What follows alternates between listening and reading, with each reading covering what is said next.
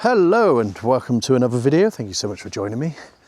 Joining me on a beautiful sunny day. It's not quite summer, it's spring at the moment. I'm out with Porce now, and I'm out today. Hang on a second. Got to get my phone out. My memory's terrible.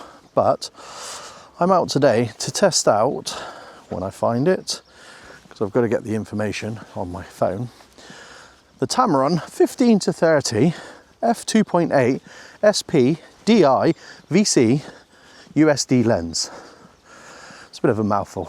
I bought it to replace my 17 to 40. I bought it for a specific reason though, and I'll talk about the lens, its limitations, and what it's got that's good for it in a sec. So roll that epic B-roll.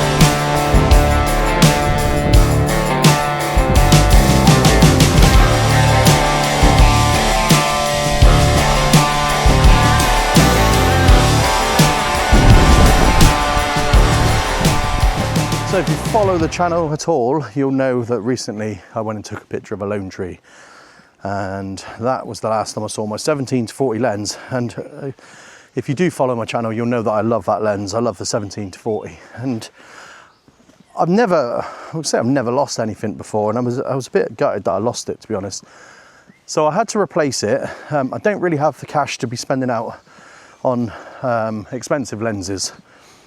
So I had to have a serious think about what it was I wanted to replace it with, because I didn't want to go buying. I mean, that lens is only, I think about 270, 300 quid second hand, which I bought it second hand at the time.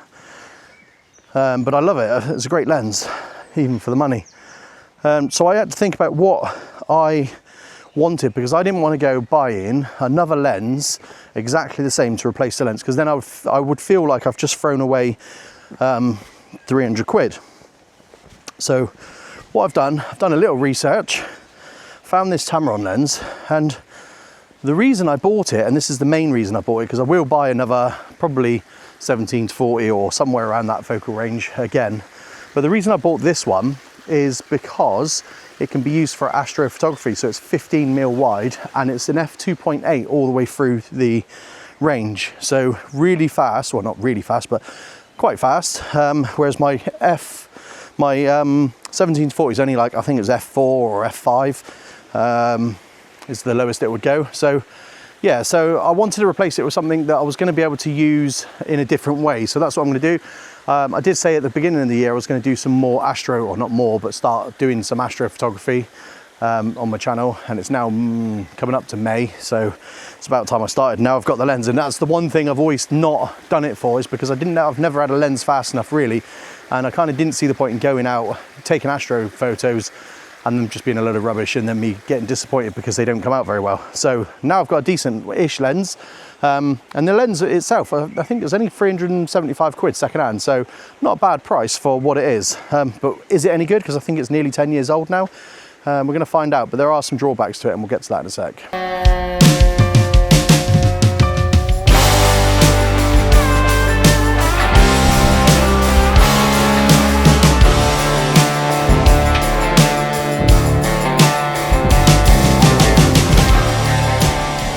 It's a nice sunny day, so I've obviously come to the woods to get out of that sun. It's literally right up there at the moment. Not doing a morning one again, because I've done one of those already, or two.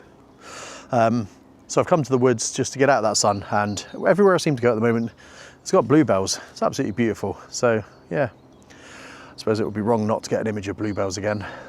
So talking about this lens, I can tell you the very first thing I've noticed about this is that it is super heavy, so really heavy. Not one for if you're going on traveling, not one for things like that, but it is a 2.8 lens and it is image stabilized. So I guess the reason for having that extra weight is that it's weather sealed. It's quite good.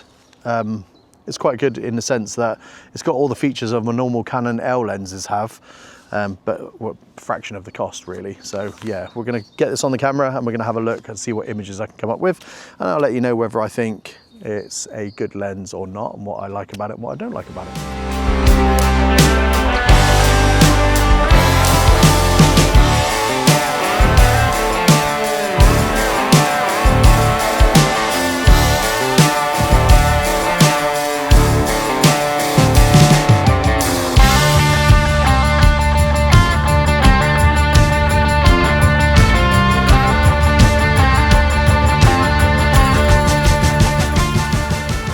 Tell you the one thing I really do like about this is the sharpness of this. Look how sharp this looks on the back of this lens, f2.8.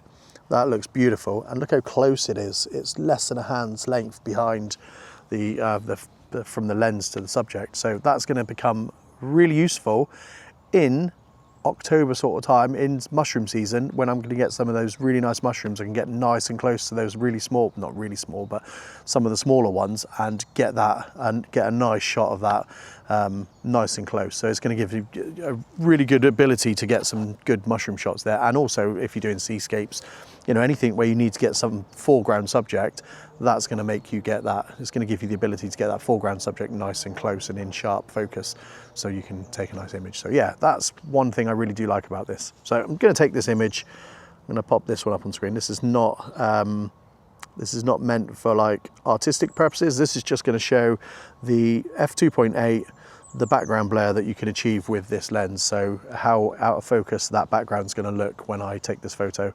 Yeah, and I'll pop that up on the screen quickly.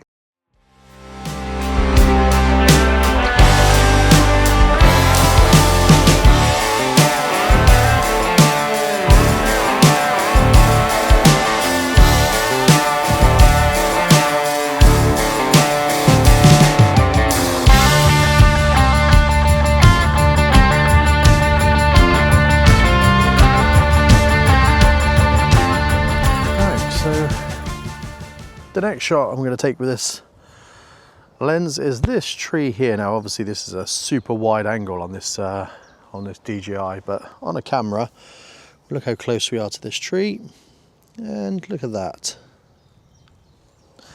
Right, so my next shot I'm going to take, just step over these bluebells here, is this shot here.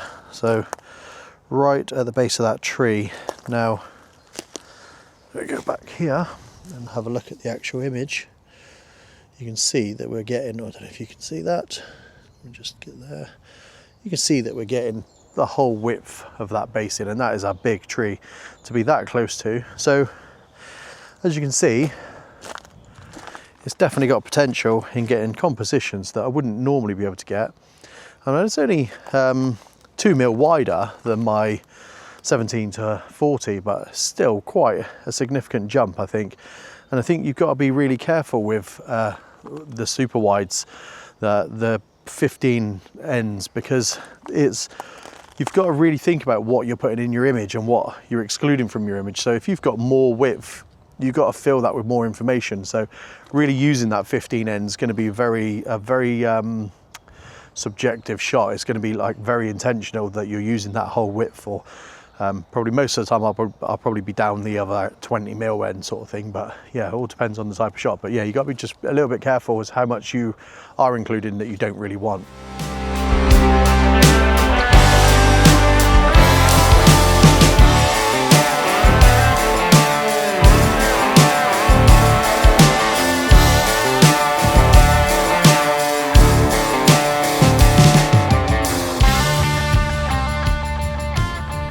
Right, so this shot, I've got a 16:9 crop, and I'm using this tree and this tree, the two beech trees, either side of the bluebells going through the forest with the beech trees in the background.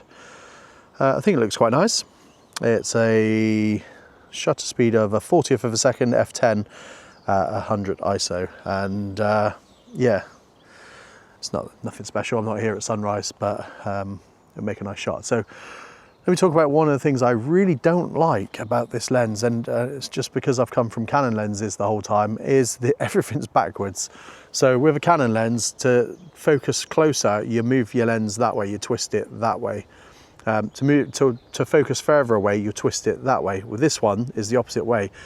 And your focus and your, well, see, I'm doing this as focus, but this is the zoom. So on a Canon lens, this is the focus, this is the zoom, and on this lens, this is the focus and this is the zoom. So yeah, one little thing you got to get your head around, and then you're using Canon lenses as well. So I'm using Tamron and Canon, and it can get a little bit confusing. So that's one thing I do not like about this. But yeah, it's something I'm just gonna have to get used to. I'm gonna use these lenses. I want to actually try, I mean, I've always had Canon L glass, and I want to actually try some of these lenses and just see what image quality I can get out of it, because I know obviously there's big advantages to weather sealing and things like that, but some glass, I mean, I had a, oh, what was it, 750D. My very first camera I got was a crop sensor, came with a, I want to say 18 to 55 image stabilized kit lens, and that lens was sharp and it was really nice, a really nice lens. It wasn't weather sealed, but really good quality. So sometimes I think, you know, you might be paying over the odds for something that you don't really need. So yeah, I might start investing in some cheaper glass.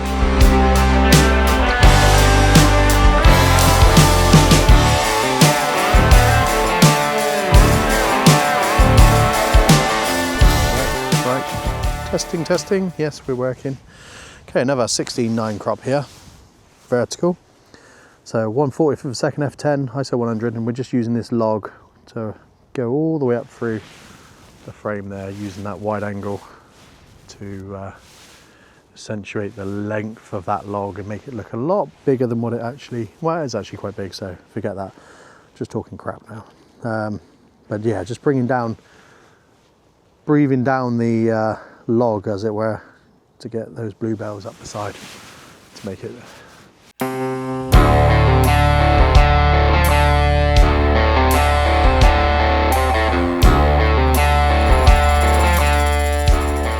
Second thing, and probably the only second thing of the two things I don't like about this lens, and you may have noticed, and if anybody knows anything about these lenses, this has got a nice thick lens hood built onto it, so I can't put any filters on the front of this lens.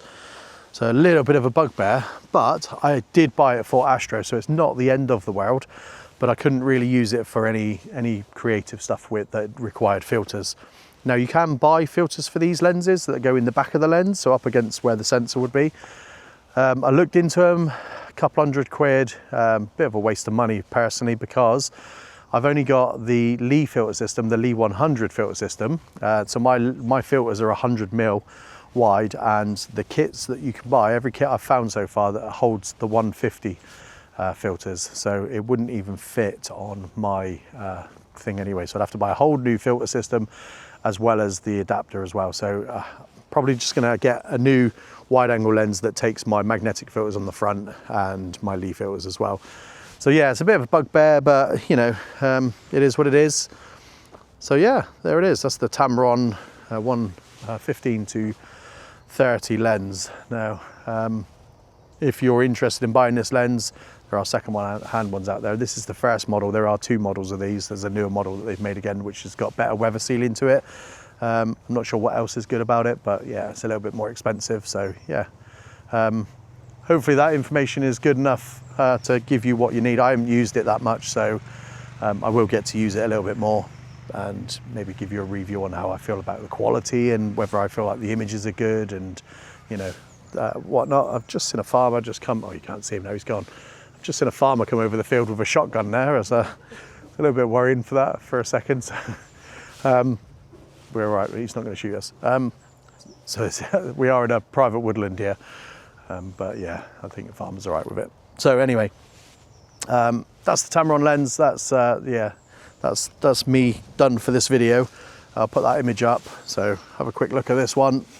Look how thick that is. Huge lens, very nice, very sturdy, very robust, I'd imagine. But yeah, very heavy. So yeah, hope you enjoyed this video. Thank you so much for watching, and I will catch you on the next one.